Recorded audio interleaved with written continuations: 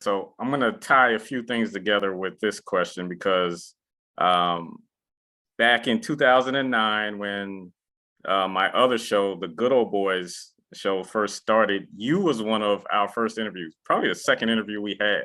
Oh, wow. And I remember you telling a story about Eric Roberson getting booed at a talent show. But before you get into that story, I want you to talk about how you met the other group members of Shai.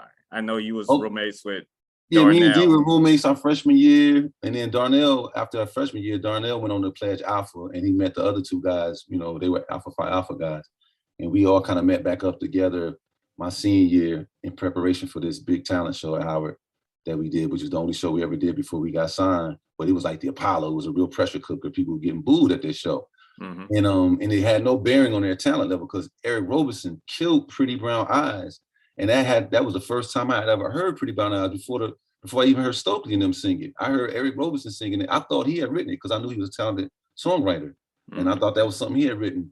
And somebody had to play the other. I was like, dang, and he sounded just like Stokely, killing it. Like E. Roberson is incredible. Everybody on that show was incredible. Like Tracy Lee, Dawn Allen from Pure Soul, which is Debbie Allen's niece, I think.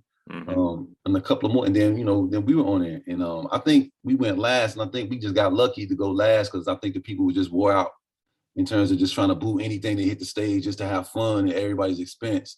I think they just listened to what we had and they ain't boo us.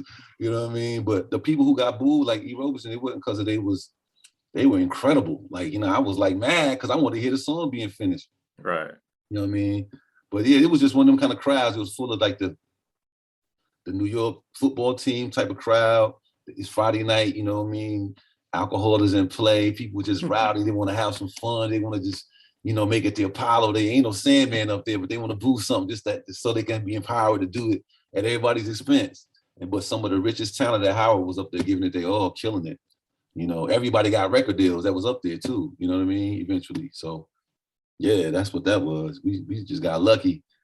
And that was a moral victory that we getting booed. We sung a lot of Boys to Men covers that day.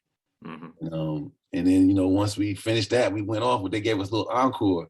And we were like, what are we going to sing? And then all we had was like our little practice songs, and one of which was a cappella. So we didn't need our DAT anymore to do it. We can just go to the front of the stage and we huddled up and did the ooh, da-da-do, Mm-hmm. By the second time the chorus came around, the whole crowd was singing the song. It was like, dang, maybe we have something here for sure. Because if they singing a song as much grief as they gave everybody tonight. Right. You got something.